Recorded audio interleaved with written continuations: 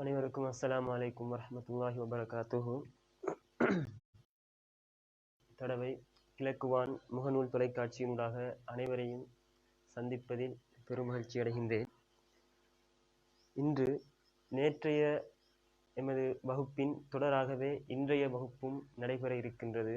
அதாவது நேற்று நாம் சிம்பிள் ப்ரெசன்ட் டென்ஸ் சம்பந்தமாக சில விடயங்களை பார்த்திருந்தோம். அதனை இன்று மீண்டும் ஒரு தடவை மீட்டி பார்த்து கொண்டு இன்றைய வகுப்புக்கு செல்லலாம். நேற்று நாம் பார்த்த விஷயங்கள்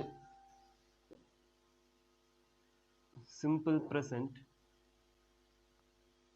நாம் இதை சிம்பிள் ப்ரெசன்ட் என்றும் சொல்லலாம், ப்ரெசன்ட் சிம்பிள் என்றும் சொல்லலாம், இரண்டு முறையிலையும் சொல்லலாம். இதனுடைய தமிழ் மீனிங் நேற்று சொல்லியிருந்தேன், சாதாரண நிகழ்காலம். இந்த சிம்பிள் ப்ரெசன்ட் டென்ஸுடைய வசன அமைப்பு எவ்வாறு அமையப்பெறும், அதில் வருகின்ற வேர்ப் வினைச்சொற்கள் எவ்வாறு மாற்றமடையும், எழுவாய்களுக்கு ஏற்றாப்போல் மாற்றமடையும், சப்ஜெக்டுக்கு ஏற்றாப்போல அந்த வேர்ப் மாற்றமடையும். அதே போல சிம்பிள் ப்ரெசன்ட் டென்ஸில் யூஸ் பண்ணுற கீவேர்ட்ஸ் பார்த்தோம். அதே போல சிம்பிள் ப்ரெசன்ட் டென்ஸ் நம்ம படித்தது சிம்பிள் ப்ரெசன்ட் டென்ஸில் பொசிட்டிவ் சென்டென்ஸ் அல்லது எஃபர்மேட்டிவ் சென்டென்ஸ், அதாவது நேர் வாக்கியம் என்று சொல்லி பார்த்தோம். அதே போல நாம் இன்றைக்கு பார்க்க இருக்கிறது சிம்பிள் ப்ரெசன்ட் டென்ஸை எவ்வாறு கேள்வியாக மாற்றலாம், வினாவாக்கியமாக மாற்றலாம். இங்கிலீஷில் சொல்லுவோம் இன்டரகேட்டிவ் சென்டென்ஸ் அல்லது கொஸ்டின் சென்டென்ஸ்ன்னு சொல்லுவோம். அதாவது ஒரு எக்ஸாம்பிள் பாருங்க.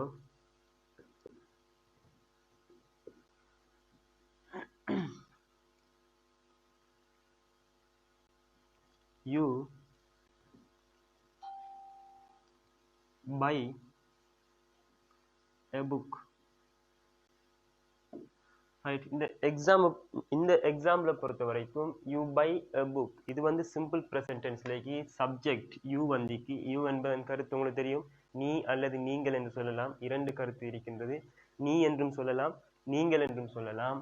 ஆகவே இந்த யூ இரண்டு கருத்து இருந்தாலும் இதை ப்ளூரல் சப்ஜெக்டாகத்தான் நாம் எடுத்துக்கொள்ளணும். ஆகவே ப்ளூரல் சப்ஜெக்ட் வந்ததால ப்ளூரல் வேர்ப் வந்திக்கு, சப்ஜெக்ட் வந்திருக்கின்றது, வேர்ப் வந்திருக்கின்றது, ஆப்ஜெக்ட் வந்திருக்கிறது.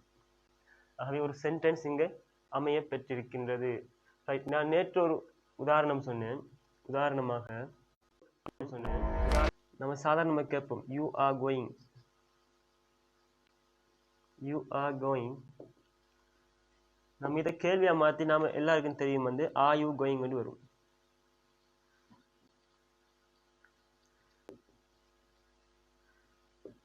ரைட். இதில் நம்ம என்ன செஞ்சுக்கிறோம்னு சொன்னால், இது நேர் வாக்கியம், பொசிட்டிவ் சென்டென்ஸ். இந்த சென்டென்ஸ் வினா வாக்கியமாக இங்கே மாற்றம் அடைஞ்சிக்கு. எப்படி மாற்றம் அடைஞ்சிக்க சொன்னால், இந்த சப்ஜெக்டுக்கும் வேர்புக்கும் இடையில் இருக்கிற ஹெல்பிங் வேர்ப் எப்போவும் சப்ஜெக்டுக்கும் வேர்புக்கும் இடையில தான் இருக்கும். ஓகே, அப்போ சப்ஜெக்டுக்கும் வேர்புக்கும் இடையில இருக்கிற ஹெல்பிங் வேர்ப் இங்கே பாருங்க சப்ஜெக்டுக்கு முன்னால் வந்திக்கு. அதாவது வினா வாக்கியத்தில் கொஸ்டின் சென்டென்ஸில் இந்த ஹெல்பிங் வேர்ப் சப்ஜெக்டுக்கு முன்னால் வந்திக்கு. ஆகவே ஒரு சென்டென்ஸில் இருக்கிற ஹெல்பிங் மாற்றும் போது, எழுதும் போது அந்த சென்டென்ஸ் கேள்வியாக மாற்றம் அடையும். ஆகவே இப்போ ஹெல்பிங் வேர்ப்னு சொன்னால் என்னன்னு சொல்லி கொஞ்சம் பார்க்க வேண்டும். இதுக்கு நாம் இன்னொரு பேர் சொல்லுவோம், ஹெல்பிங் வேர்ப் அல்லது ஆக்சிலியரி வேர்ப்னு சொல்லுவோம். ஹெல்பிங் வேர்ப் அல்லது ஆக்சிலியரி வேர்ப்னு சொல்லுவோம். இதனுடைய தமிழ் அர்த்தம் துணை வினை சொற்கள். ரைட். ஓகே, ஹெல்பிங் வேர்ப் முதலாவது டைப் பி வேர்ப்ல ஹெல்பிங் வேர்ப் இருக்குது. இந்த பி வேர்ப்ல இருக்கிற ஹெல்பிங் வேர்ப் பார்த்தீங்கன்னு சொன்னால் am, is, are, was, were, will be அல்லது shall be என்று சொல்லலாம். ரைட். இரண்டாவது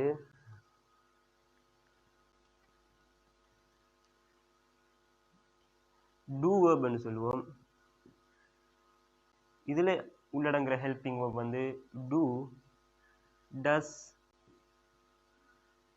did. இவை மூன்றும் இந்த do verbல உள்ளடங்குற ஹெல்பிங் verbs. மூன்றாவது have verb ன்னு சொல்லுவோம். இதை நிறைய பேர் HAVE have என்று ப்ரொனன்சியேஷன் பண்ணுவாங்க. இந்த ப்ரொனன்சியேஷன் இஸ் ராங். இது have, இதில் ப்ரொனன்சியேஷன் இப்படி HAFE have சொல்லி வரும். ஆகவே இதை ஹேவ்னு சொல்லி ப்ரொனவுன்ஸ் பண்ணணும். இதில் ஹேவ், ஹேஸ், ஹேட் இவ்வாறான துணைவினை சொற்கள் ஆக்சிலியரி வேர்ப்ஸ் காணப்படுகின்றன. ஆகவே பி வேர்பில் இருக்கிற ஹெல்பிங் வேர்ப் வந்து am, is, are, was, way, will be. do waybill இருக்கிறது do, does, did. have waybill இருக்கிறது have, has, had. இதில் நம்ம ஒரு விஷயத்தை விளங்கிக் கொள்ளணும்னு சொன்னா, இந்த am, is, are, was, way, will be என்றது ஹெல்பிங் வேர்பாக மாத்திரமே தொழிற்படும். ஆனால் இந்த do, does, did, have, has, had என்ற இந்த ஆறும் ஹெல்பிங் வேர்பாகவும் தொழிற்படும், இந்த மெயின் வேர்பாகவும் தொழிற்படும். பை என்றது ஒரு மெயின் வேர்ப். அப்போ இந்த do, does, did, have, has, had என்றது ஹெல்பிங் வேர்பாகவும் தொழிற்படும், மெயின் வேர்பாகவும் தொழிற்படும்.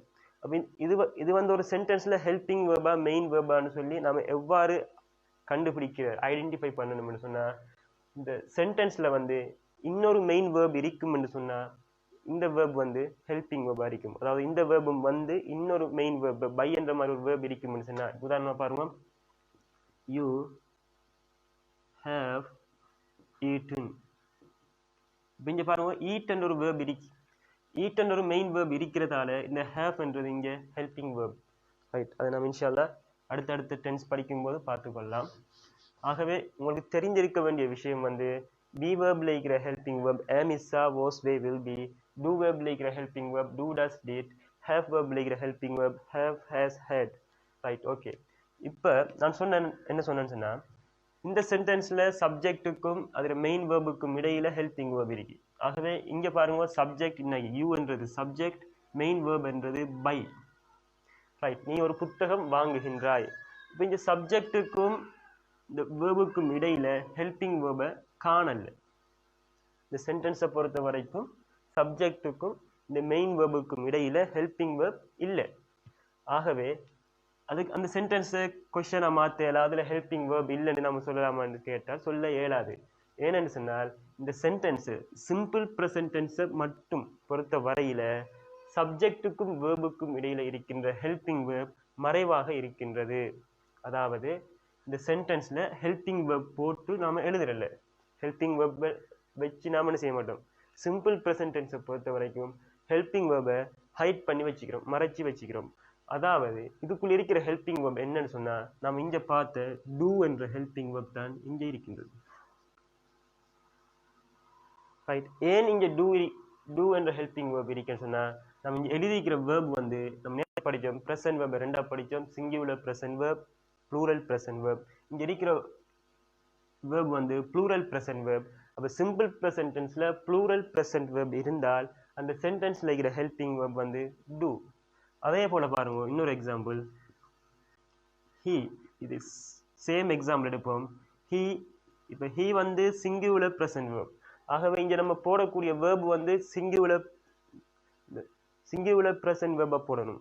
he என்றது சிங்குலர் சப்ஜெக்ட், இங்க போடக்கூடிய வேர்பும் வந்து சிங்குலர் பிரசன்ட் வேர்ப் ஆயிக்கணும். அவங்களுக்கு தெரியும் பை என்றது ப்ளூரல் பிரசன்ட் வேர்ப், இதை நம்ம சிங்குலருக்கு மாற்றணும். வைல முடிஞ்சிக்கு, வைக்கு முன்னால் இருக்கிற எழுத்து வவல்ஸ் ஆரிக்கு, ஆகவே எஸ் சேர்க்க வேண்டும். பைஸ் சொல்லி வரும்.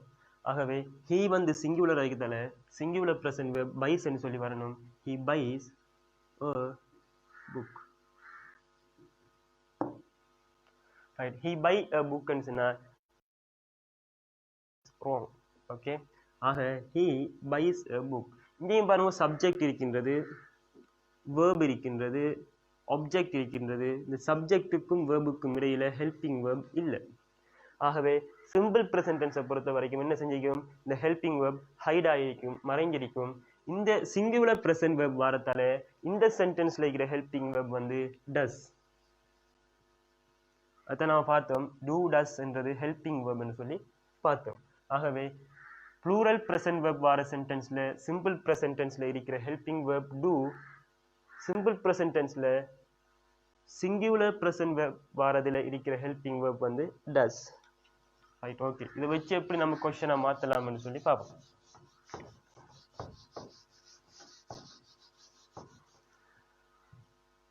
ரைட்,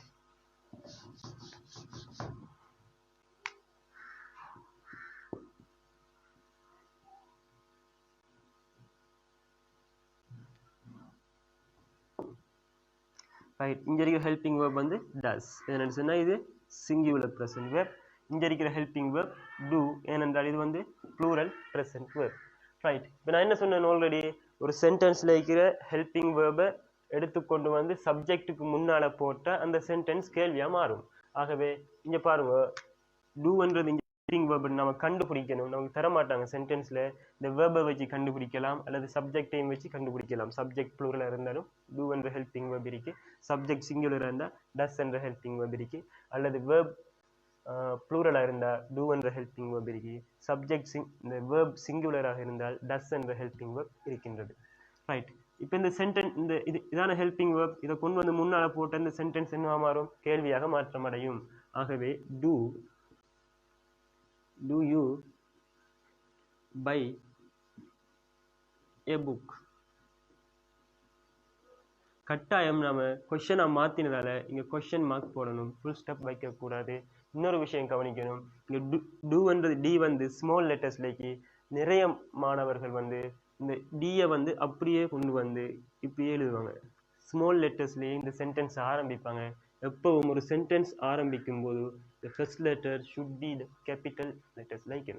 அதாவது முதல் எழுத்து எப்பயும் கட்டாயம் ஆங்கில பெரிய எழுத்துக்களில் அமைய வேண்டும். ஆகவே do you buy a book. ஆகவே இந்த சென்டென்ஸ் கேள்வியாக மாற்றம் அடைந்திருக்கின்றது, question sentence.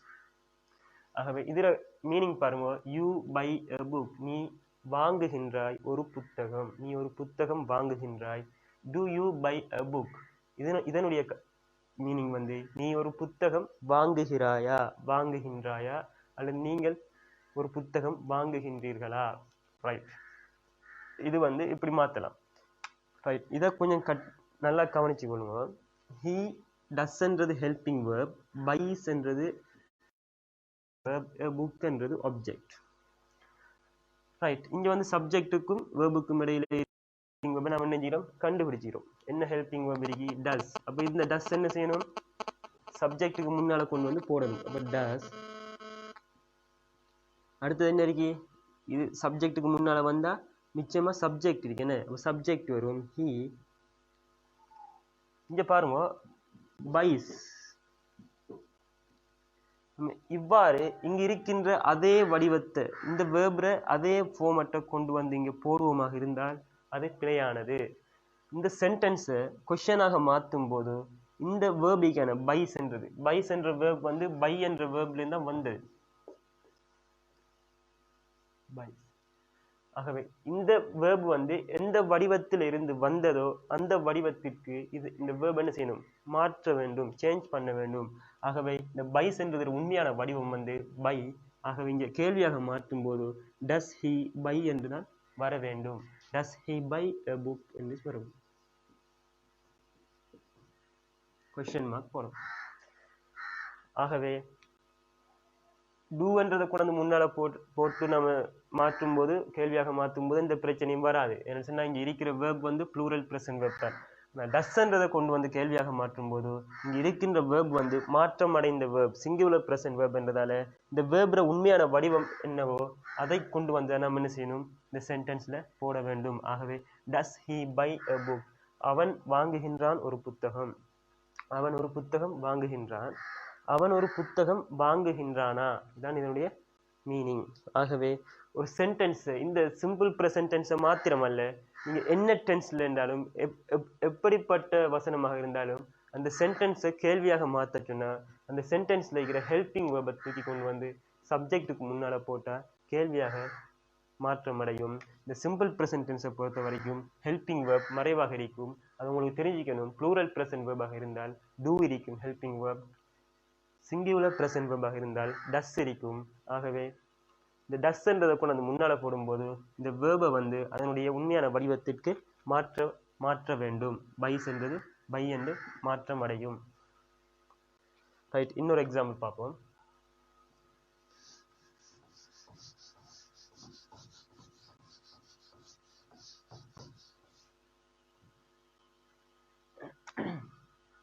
she,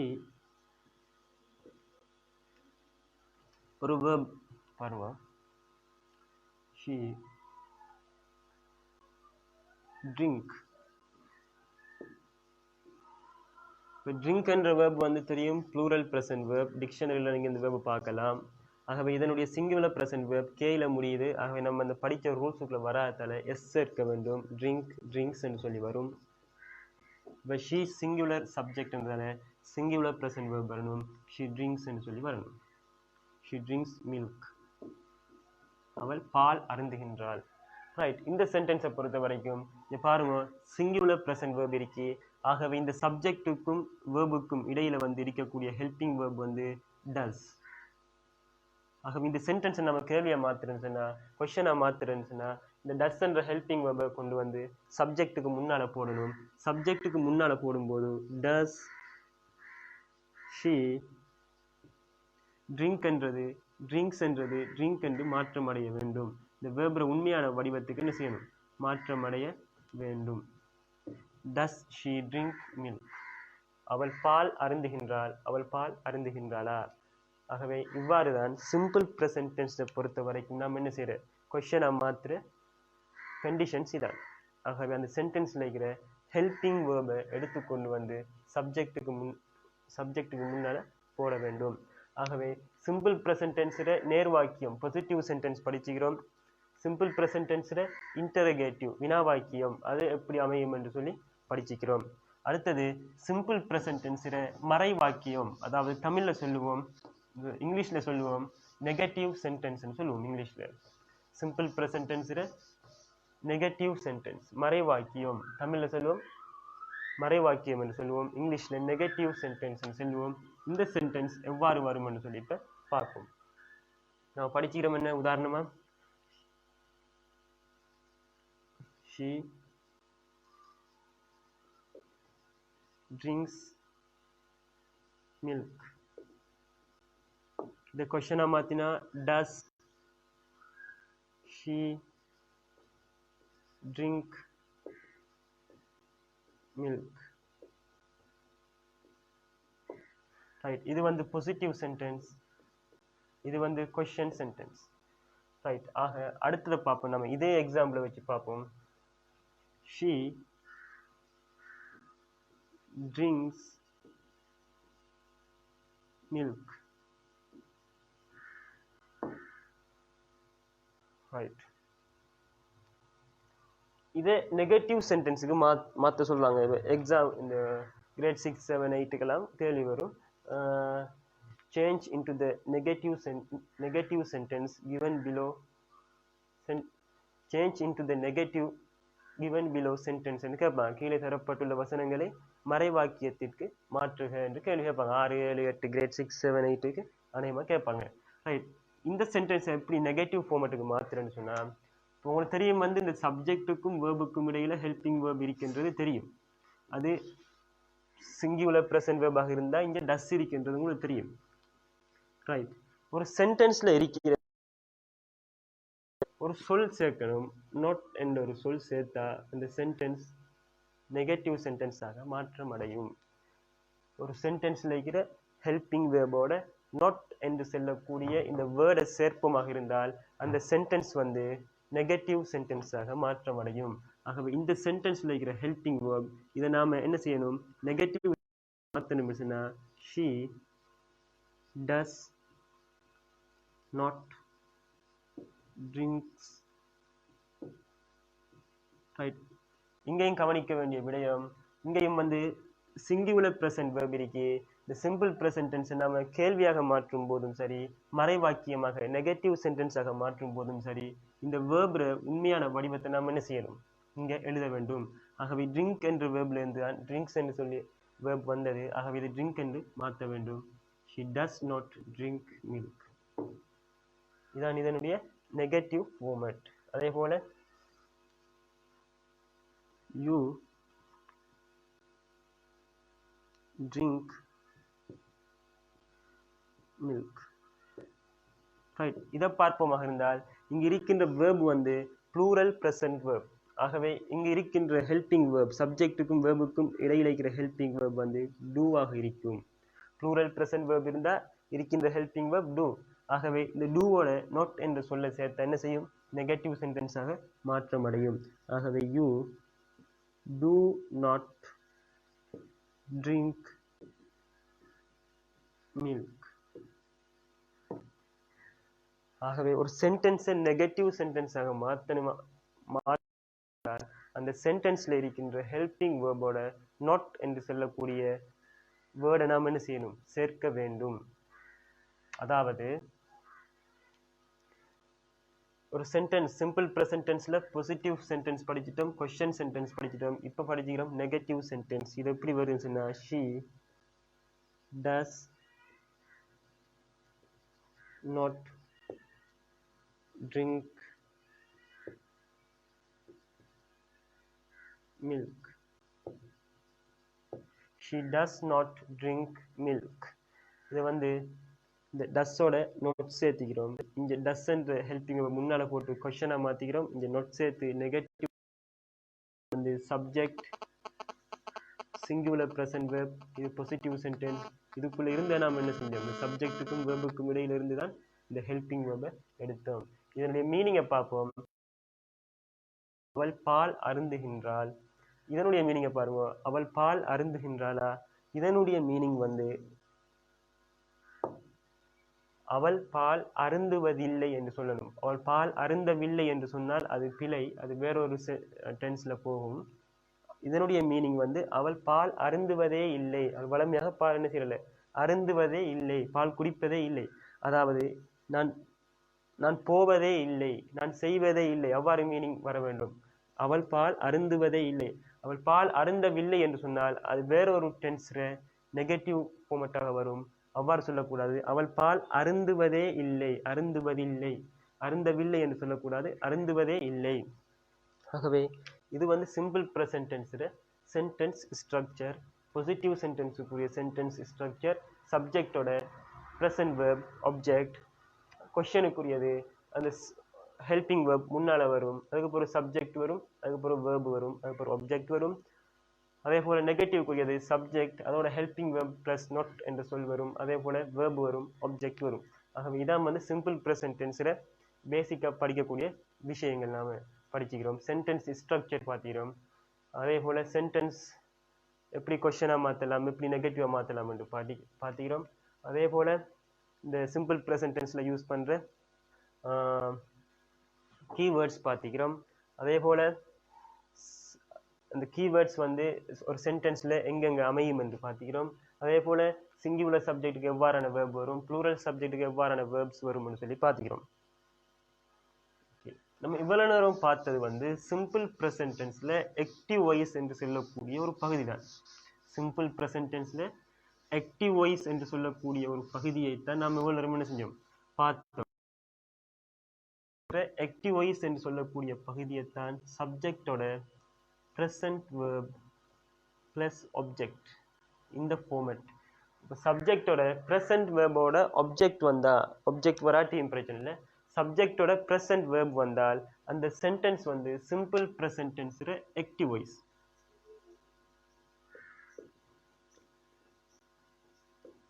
active voice right. இப்போ வந்து ஆக்டிவ் வாய்ஸ்ல கொஸ்டின்ஸ் கேள்விகள் வாரது குறைவடைந்து சிம்பிள் ப்ரெசன்ட் டென்ஸ்ல கேள்விகள் இன்னொரு வகையாகவும் வரலாம். பெசிவ் வாய்ஸ் என்று சொல்லி ஒரு சாப்டர் இருக்கு. ஒவ்வொரு டென்ஸை எடுத்துக்கொண்டாலும் இரண்டு பகுதிகளுக்கு, ஒன்று ஆக்டிவ் வாய்ஸ், மற்றது பெசிவ் வாய்ஸ். மொத்தம் 12 டென்சஸ் இருக்கு, காலங்கள் இருக்கின்றது. 12 டென்சஸ்ல 12 காலங்கள்ல 8 டென்சஸ், 8 காலங்களுக்கு இந்த பெசிவ் வாய்ஸ் இருக்கின்றது. 12 டென்ஸுக்கும் ஆக்டிவ் வாய்ஸ் இருக்கிறது. ஆக்டிவ் வாய்ஸ் தான் 12 டென்ஸும். அந்த 12 டென்ஸ்ல 8 டென்ஸுக்கு பெசிவ் வாய்ஸ் என்று கூடிய பகுதி இருக்கின்றது. 4 டென்ஸுக்கு வந்து பெசிவ் வாய்ஸ் இல்லை. அதுல சிம்பிள் ப்ரெசன்ட் டென்ஸுக்கு பெசிவ் வாய்ஸ் இருக்கின்றது. ரைட். இப்போ சப்ஜெக்ட் ப்ரெசன்ட் வெர்ப் ஆப்ஜெக்ட் என்றது சிம்பிள் ப்ரெசன்ட் டென்ஸ்ல ஆக்டிவ் வாய்ஸுக்குரிய சென்டென்ஸ் ஸ்ட்ரக்சர். இதுல என்ன சொன்னா, ஆக்டிவ் வாய்ஸ் என்ன சொன்னா, எழுவாய் வந்து அந்த செயலை செய்யும். உதாரணமாக நான் தண்ணீர் குடிக்கின்றேன்னு சொன்னா, நான் தான் அந்த குடிக்கிற செயலை செய்யறது நான். எழுவாய் வந்து என்ன செய்யும், சப்ஜெக்ட் என்ன செய்யும்னு சொன்னா, அவரது டூயராக இருப்பார், செய்பவராக இருப்பார், அவர் தான் அந்த குறிப்பிட்ட செயலை செய்வார். ரைட். பெசிவ் வாய்ஸை பாருங்க. சிம்பிள் ப்ரெசன்ட் டென்ஸ்ல பெசிவ் வாய்ஸ் ஃபார்மட் இப்போ பார்ப்போம். இதுக்கும் வந்து சென்டென்ஸ் ஸ்ட்ரக்சர் இருக்கு. சப்ஜெக்டோட ப்ரெசன்ட் வெர்போட சிம்பிள் ப்ரெசன்ட் டென்ஸ்ல ஆக்டிவ் வாய்ஸ் என்று நம்ம சொல்ற மாதிரி சப்ஜெக்டோட am is are என்று சொல்ல helping verb ஓட ரைட் இது சொல்லுவோம் பாஸ்ட் பார்ட்டிசிபிள் verb ன்னு சொல்லுவோம் பாஸ்ட் பார்ட்டிசிபிள் verb அதாவது ஒரு விஷயத்தை தெளிவாக புரிஞ்சு கொள்ளுவோம் பெசிவ் வாய்ஸ் எடுத்தா நாம யூஸ் பண்ணக்கூடிய verb எல்லா டென்ஸுக்குரிய பெசிவ் வாய்ஸுக்கும் நாம யூஸ் பண்ணக்கூடிய verb வந்து பாஸ்ட் பார்ட்டிசிபிள் verb தான் 8 டென்ஸுக்கும் ஒரே வகையான verb தான் யூஸ் பண்ண போறோம் அந்த verb வந்து பாஸ்ட் பார்ட்டிசிபிள் verb அதே போல சப்ஜெக்ட் வரும் am is என்ற ஹெல்பிங் verb வரும் சிம்பிள் பிரசன்ட் டென்ஸ்ல do does சிம்பிள் பிரசன்ட் டென்ஸ்ல ரெண்டு ஒரே டென்ஸ் தான் ஆனா ஆக்டிவ் வாய்ஸ் பெசிவ் வாய்ஸ் என்று சொல்லி டிவைட் ஆகக்குள்ள என்ன செய்யுதுன்னா அதுல ஹெல்பிங் verb மாற்றம் அடையுது இந்த verbும் மெயின் verbும் என்ன செய்யுது மாற்றம் அடையுது இங்க பிரசன்ட் verb வந்துச்சு இங்க பாஸ்ட் பார்ட்டிசிபிள் verb வந்துருச்சு ஆகவே சப்ஜெக்டோட பிரசன்ட் verb-ஓட ஆப்ஜெக்ட் வந்தா அது சிம்பிள் பிரசன்ட் டென்ஸ்ல ஆக்டிவ் வாய்ஸ் இங்க இருக்கிற helping verb do does simple present டென்ஸ்ல ஆக்டிவ் வாய்ஸ்ல யூஸ் பண்ற helping verb do does simple present டென்ஸ்ல பெசிவ் வாய்ஸ்ல யூஸ் பண்ற ஹெல்பிங் verb வந்து am is are இது வந்து ஒரு ஹெல்பிங் verb ஆக்ஸிலியரி verb துணை வினைச்சொல் அதோட past participle verb past participle verb ன்னு சொன்னா உங்களுக்கு தெரியும் வந்து இது இன்னொரு பேர் சொல்லுவாங்க பெர்ஃபெக்ட் verb ன்னு சொல்லுவாங்க இதுல என்ன சொன்னா உதாரணமா ஈடி சேர்ந்து வரக்கூடிய வேர்புகள் பெரும்பாலும் இந்த வேர்பு வந்து ஈடி சேர்ந்து வரும் பெரும்பாலும் குக் குக்ட் அதே போல இன்வைட்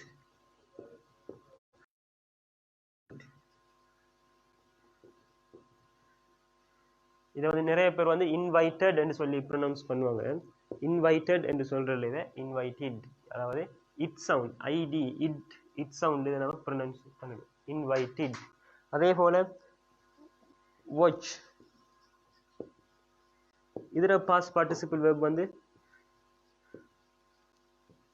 இது watched ed இருக்கு எட் வரணுமாக watched என்று சொல்லக்கூடாது watched அதே போல பெரும்பாலான சில verb-க்கு வந்து ed சேராம வேற ஒரு ஃபார்மட்லயும் வரும் உதாரணமா fly இதுல பாஸ்ட் பார்ட்டிசிபிள் verb வந்து flown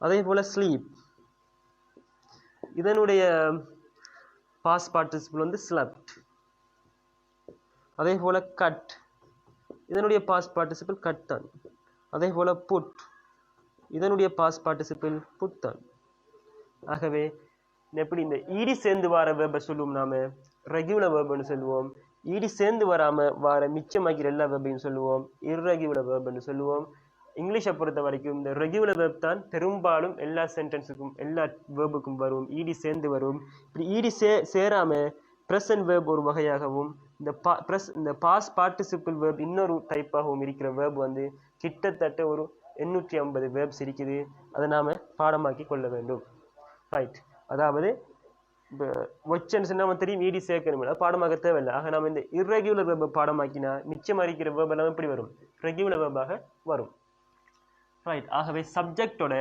ஏமிசாவோட பாஸ்ட் பார்ட்டிசிபிள் வந்தா அது வந்து என்ன டென்ஸ்னா சிம்பிள் பிரசன்ட் டென்ஸ் தான் ஆனா அதோட வாய்ஸ் வேற பெசிவ் வாய்ஸ் ஆகவே சப்ஜெக்டோட ஏமிசாவோட பாஸ்ட் பார்ட்டிசிபிள் வெர்ப் வந்து இப்போ பாருங்க நான் சிம்பிள் பிரசன்ட் டென்ஸ்ல ஆக்டிவ் வாய்ஸ்ல ஒரு சென்டென்ஸ் எடுக்கிறேன் உதாரணமா எக்ஸாம்பிள் தாராங்கன்னு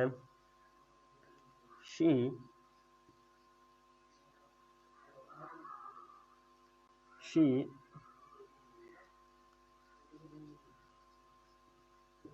make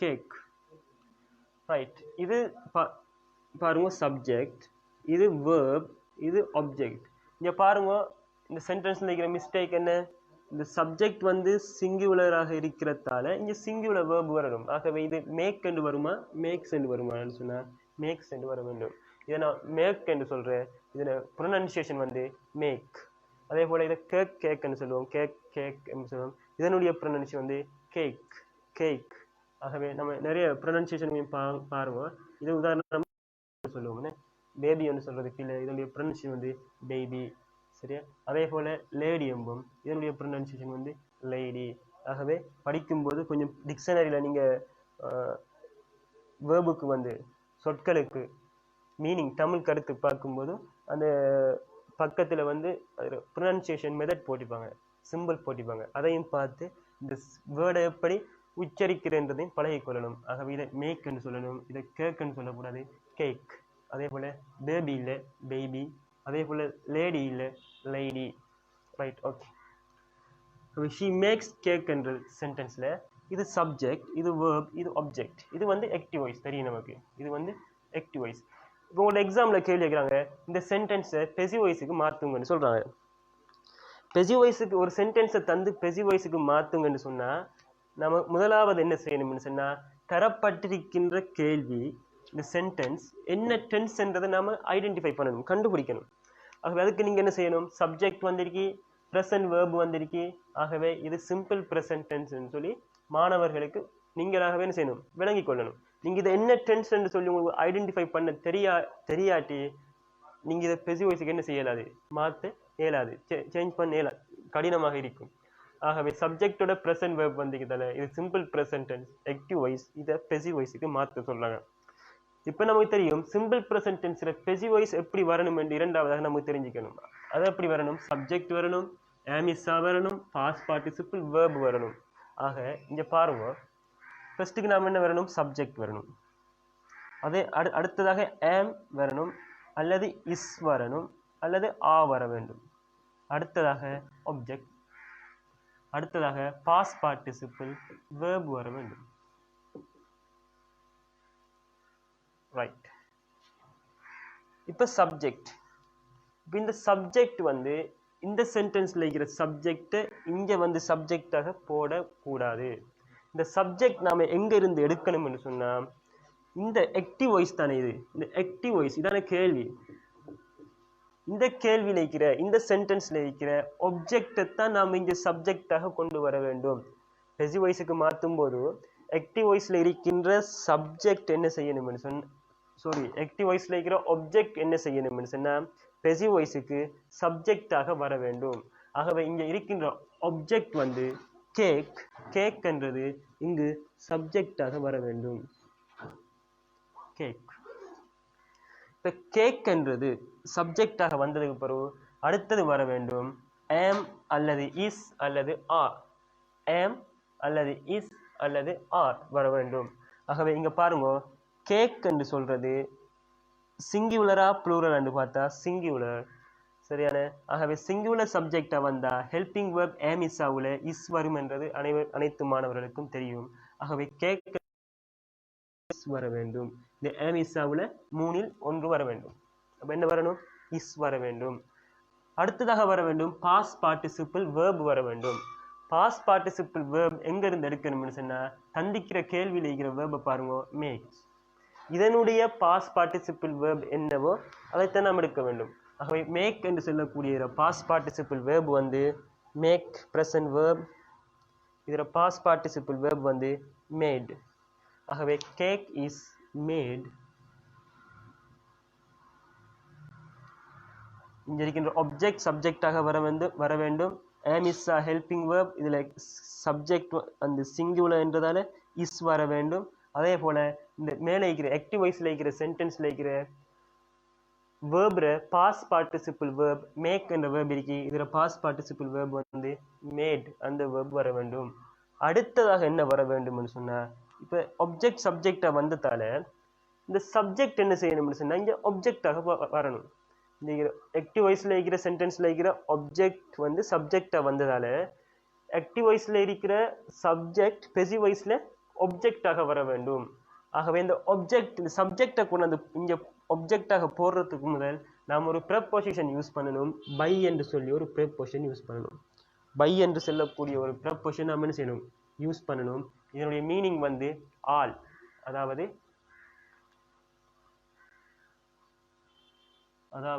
பை பஸ் சொன்னா நான் பஸ்ல வார அந்த ஆல் என்று சொல்லக்கூடிய மீனிங் வந்து பை. இப்போ இந்த ஷீ என்றது இந்த ஆப்ஜெக்டா வரணும். ஆகவே இந்த ஷீ என்றது என்ன செய்யக்கூடாது, அவ்வாறே போடக்கூடாது. ஏனென்று சொன்னால்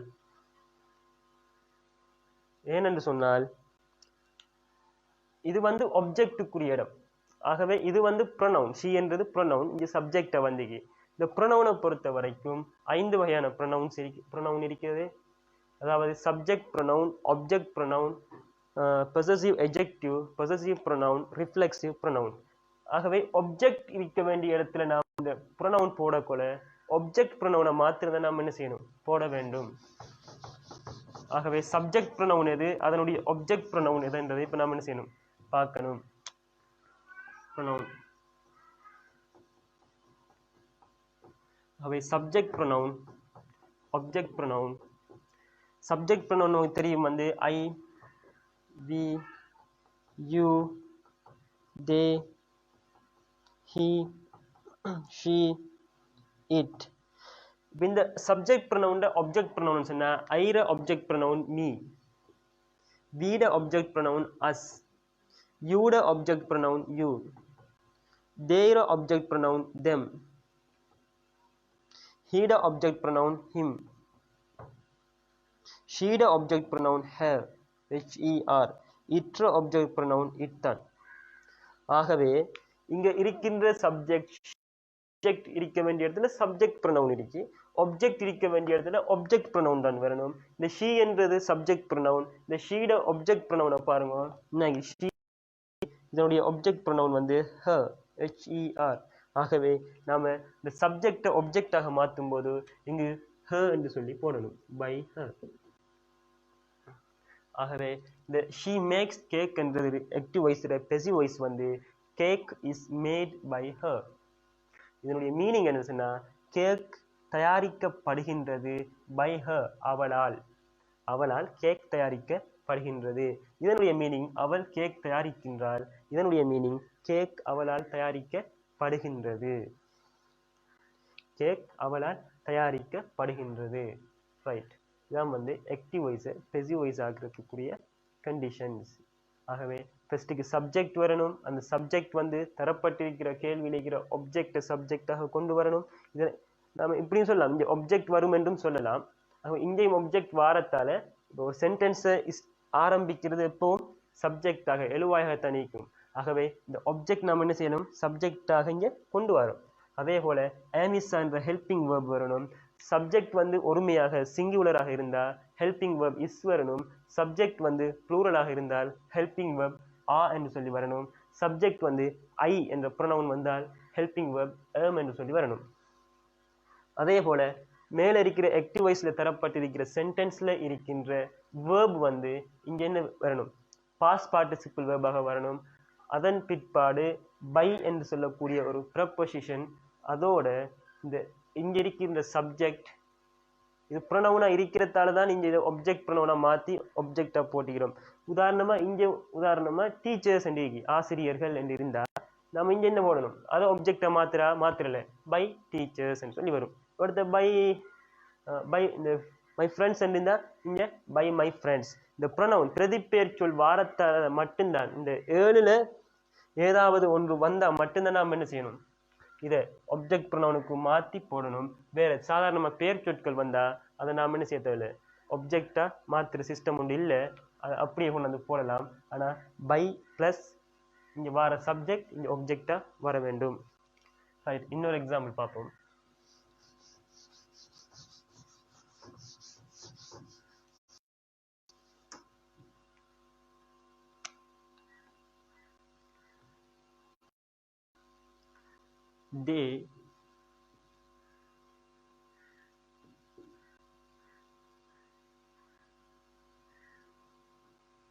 they invite us. இதை பாருங்க, தே என்றது சப்ஜெக்ட், இன்வைட் என்று சொல்றது வேர்ப், அஸ் என்று சொல்றது தே, வி என்று சொல்லக்கூடிய சப்ஜெக்ட் ப்ரொனவுன் ஆப்ஜெக்ட் ப்ரொனவுன் தான் அஸ். அப்ப அவர்கள் அழைக்கின்றார்கள் எங்களை, அவர்கள் எங்களை அழைக்கிறாங்க. ஆகவே தே இன்வைட் அஸ். இங்க சப்ஜெக்ட் வந்து இது active voice, simple present tense active voice. They என்று சொல்றது ப்ளூரல் சப்ஜெக்டா வரதால இங்க ப்ளூரல் ப்ரெசன்ட் வெர்ப் வந்தீங்க, இங்க ஆப்ஜெக்ட் வந்தீங்க. ரைட், இந்த சென்டென்ஸ் இப்போ என்ன செய்யறாங்க பெசிவ் வாய்ஸுக்கு மாத்துங்கன்னு சொல்றாங்க. அப்ப ஃபர்ஸ்ட்டுக்கு என்ன செய்யணும் பெசிவ் வாய்ஸுக்கு மாத்துறது செய்யணும், சப்ஜெக்டோட am அல்லது is அல்லது ஆ என்ற ஹெல்பிங் வேர்போட பாஸ்ட் பார்ட்டிசிபிள் வேர்ப் வரணும். ரைட். இப்போ இங்கே சப்ஜெக்ட் எங்கேருந்து எடுப்போம்? தரப்பட்டிருக்கிற கேள்வியில் இருக்கிற ஆப்ஜெக்ட் வந்து இங்கே என்ன செய்யும்? ஆக்டிவ் வாய்ஸில் இருக்கிற ஆப்ஜெக்ட் இங்கே சப்ஜெக்டாக என்ன செய்யணும்? வர வேண்டும். ஆகவே இங்கே இருக்கிற அஸ்ன்றது நமக்கு தெரியும். அஸ்ன்னு சொன்னால் அது வந்து வி என்றதுல ஆப்ஜெக்ட் ப்ரொனவுன். ஆகவே இந்த ஆப்ஜெக்டை சப்ஜெக்டாக கொண்டு வரும்போது அதை என்ன செய்யணும்? சப்ஜெக்ட் ப்ரொனவுனுக்கு மாற்றணும். நாம் இங்கே ஆப்ஜெக்ட் சப்ஜெக்ட் கொண்டு போகிறதுக்கு எவ்வாறு ஆப்ஜெக்ட் ப்ரொனவுனாக மாத்திரமோ அதே போல ஆப்ஜெக்ட் ப்ரொனவுனை சப்ஜெக்டா கொண்டு வரதுக்கு அதை என்ன செய்யணும்? சப்ஜெக்டா மாற்றணும். அப்போ அஸ்ன்றது எவ்வாறு மாறும்? வி என்று மாறும்.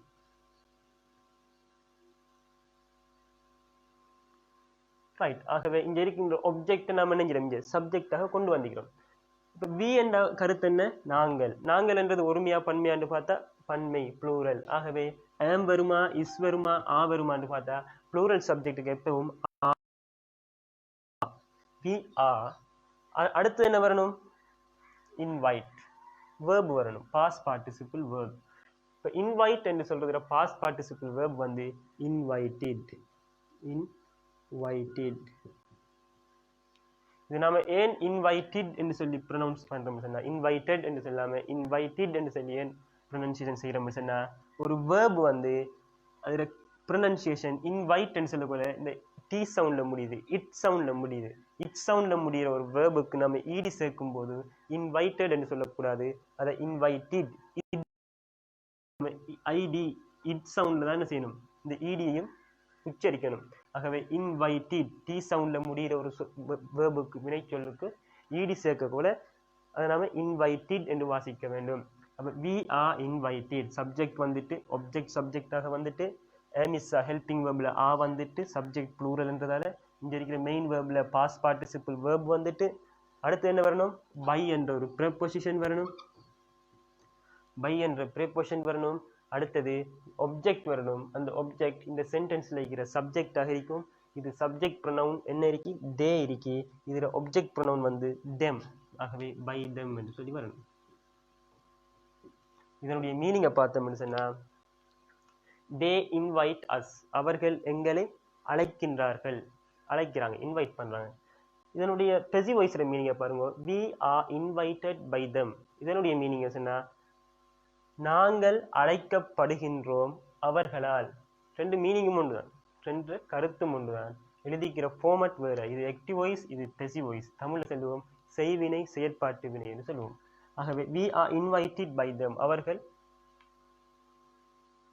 அவர்களால் நாங்கள் என்ன செய்கிறோம்? அழைக்கப்படுகின்றோம். ஏதோ ஒரு ஃபங்க்ஷனுக்கு என்ன செய்கிறோம்? அவர்களால் நாங்கள் அழைக்கப்படுகின்றோம். ஆகவே ஒரு ஆக்டிவ் வாய்ஸை ஒரு பெசிவ் வாய்ஸுக்கு மாற்றும் போது ரெண்டு ஆக்டிவ் வாய்ஸுக்கு ஒரு சென்டென்ஸ் ஸ்ட்ரக்சர் இருக்கு, பெசிவ் வாய்ஸுக்கு ஒரு சென்டென்ஸ் ஸ்ட்ரக்சர் இருக்கு. ஆகவே ஆக்டிவ் வாய்ஸ்ல யூஸ் பண்ற helping verb do does, passive வாய்ஸ்ல யூஸ் பண்ற helping verb am is are. இது வந்து சிம்பிள் ப்ரெசன்ட் டென்ஸுக்கு மாத்திரம்தான் இந்த இரண்டு கண்டிஷனும் பொருத்தமாக இருக்கும்.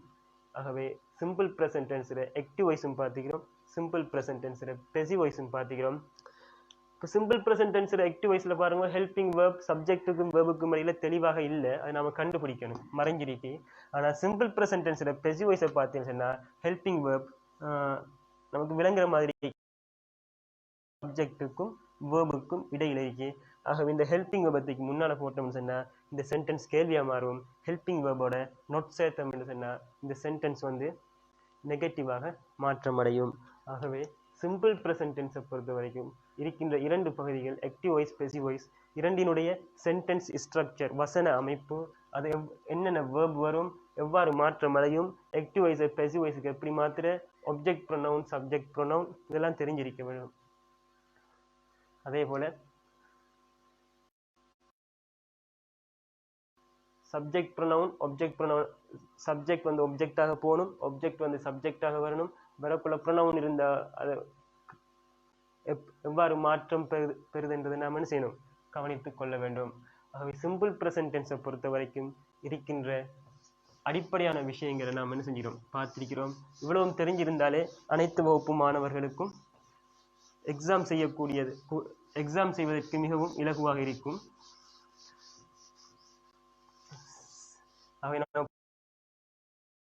முதலாவது டென்ஸ் சிம்பிள் ப்ரெசன்ட் டென்ஸ் சம்பந்தமாக அடிப்படையான விஷயங்கள் அனைத்தையும் பார்த்துக்கிறோம். ரைட். ஆங்கிலத்தில் இருக்கிற இரண்டாவது டென்ஸ் வந்து present continuous tense. present continuous tense. present continuous tense. Right. எல்லா டென்ஸுக்கும் ஒவ்வொரு சென்டென்ஸ் ஸ்ட்ரக்சர் இருக்கும். சிம்பிள் ப்ரெசன்ட் டென்ஸுக்கு என்ன சென்டென்ஸ் ஸ்ட்ரக்சர்? சப்ஜெக்டோட ப்ரெசன்ட் வேர்போட ஆப்ஜெக்ட். அதே போல இது ஆக்டிவ் வாய்ஸ். பெசிவ் வாய்ஸ் வந்து சப்ஜெக்டோட am is ஆவோட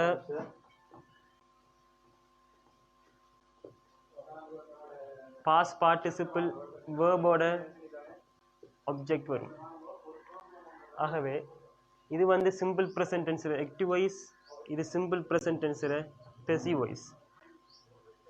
இங்கே பாருங்க, ப்ரெசன்ட் சென்டென்ஸ் ஸ்ட்ரக்சர் எவ்வாறு வரும் என்று சொன்னால், சப்ஜெக்டோட am is என்ற ஹெல்பிங் வேர்போட சப்ஜெக்டோட am is என்ற ஹெல்பிங் வேர்போட present participle verb வரும். இது வந்து past participle verb, இது present participle verb. இதுக்கு இன்னொரு பேருக்கு ing verb என்று சொல்லலாம். இந்த ing verb-க்கு இன்னும் சில பெயர்கள் இருக்கின்றது. ing verb என்று சொல்லலாம், continuous verb என்று சொல்லலாம், progressive verb என்று சொல்லலாம். இவ்வாறு இதனுடைய பெயரை சொல்லலாம். இன்ஷா அல்லாஹ் இந்த present continuous tense சம்பந்தமாக மீண்டும் ஒரு சந்தர்ப்பம் கிழக்கு வானூடாக கிடைத்தால் இதனுடைய மேலதிக தகவலை பார்க்கலாம் என்று கூறி இந்த வகுப்பினை நிறைவு செய்து கொள்கின்றேன். அஸ்ஸலாமு அலைக்கும் வரஹ்மத்துல்லாஹி வபரகாத்துஹு.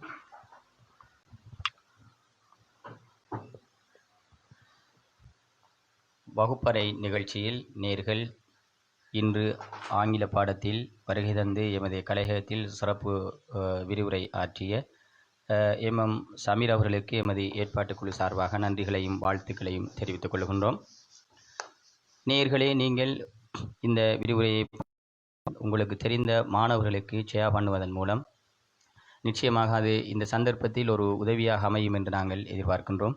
எனவே உடனடியாக நீங்கள் செய்ய வேண்டியது எமது கிழக்குவான் டிவி, கிழக்குவான் FM இந்த முகநூலில் காணப்படுகின்ற இந்த வீடியோக்களை, கல்வி சார்பான வீடியோக்களை உங்களுக்கு தெரிந்த மாணவர்களுக்கு உடனடியாக ஷேர் பண்ணுமாறு உங்களை அன்புடன் கேட்டு, இதுவரை விரிவுரையாற்றிய எங்களுடைய சமீர் சார் அவர்களுக்கு நன்றிகளையும் வாழ்த்துக்களையும்